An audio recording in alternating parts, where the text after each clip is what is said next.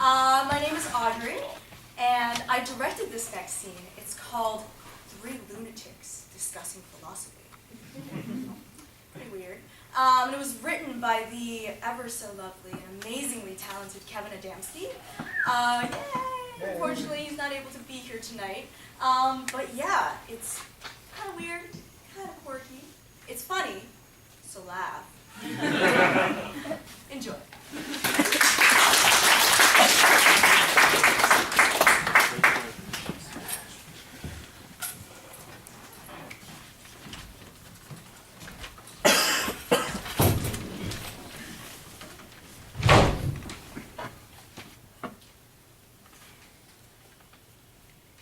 So this is interesting. A real interesting set for tonight's show. I'm real excited to see what shenanigans may happen. I mean, it's brilliant. In the chair to my right, we've got Dannie. We're all in your head, isn't that right, Dannie? Apparently, everyone in the world is just a figment of her imagination. I know, crazy, right?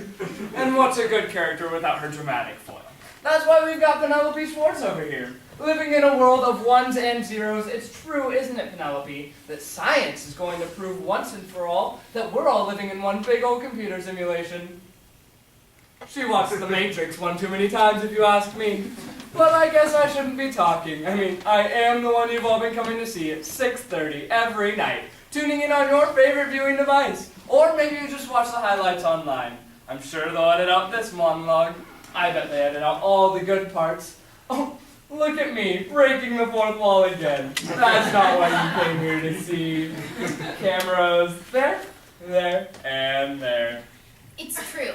This isn't the real world. We're living in a computer simulation. I'm not the only one that's starting to realize it, just as Rich Terrell. He works for NASA, you know.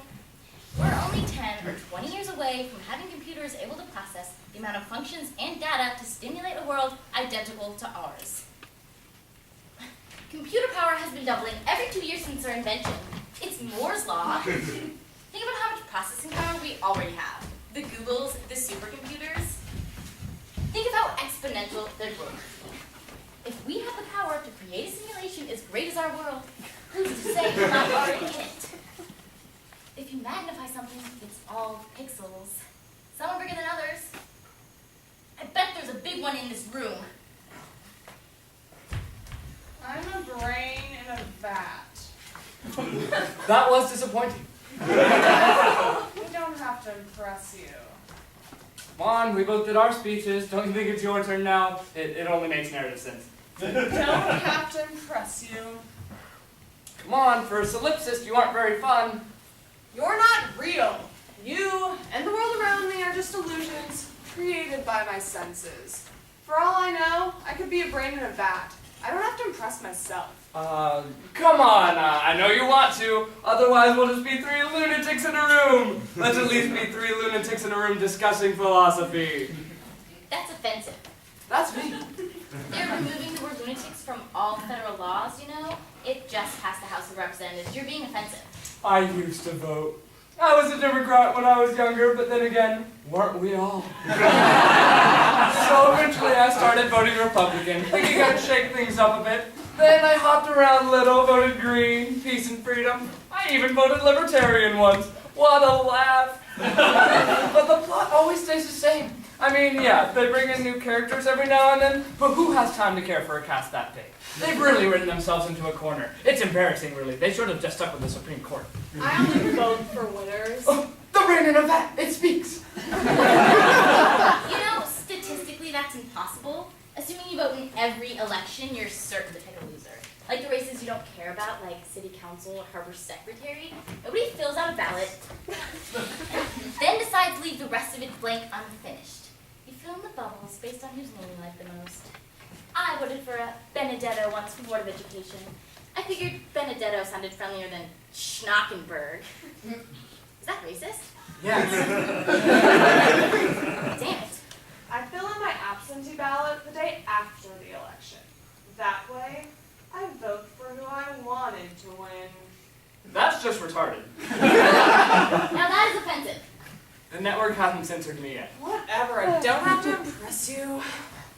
You know, for such a good actress, it's a shame they gave you so few lines. You should just improvise something. I found one! A pixel! Right there. Do you see it? Just because you found a square doesn't mean you found a pixel.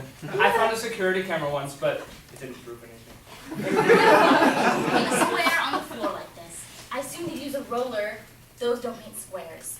Besides, do you see what's an off color from everything else? I see these all the time. They're everywhere if you know where to look. Aren't pixels supposed to be pixel-sized?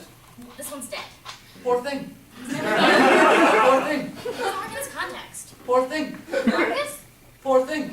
A, Poor thing. B, Poor thing. W. Poor thing. He's glitching! Poor thing. Poor thing. I have to report this. Poor Let me thing. get my phone. Poor thing. What do you call someone without money? Poor thing. What's the opposite of a rich thing? Poor thing. Losers say poor thing. Poor thing. It's not working. Poor thing. Wait, there we go. It's a glitch. It's a glitch. NTM, NTM, it's a glitch. Call the government. I hate you. I don't doubt it. Oh, wait, where'd the pixel go? I moved It wasn't it. interesting anymore. It must have fixed itself. They can do that, you know. I shouldn't have called attention to it. It'll probably have to reboot. About time for a commercial break. You two are boring me.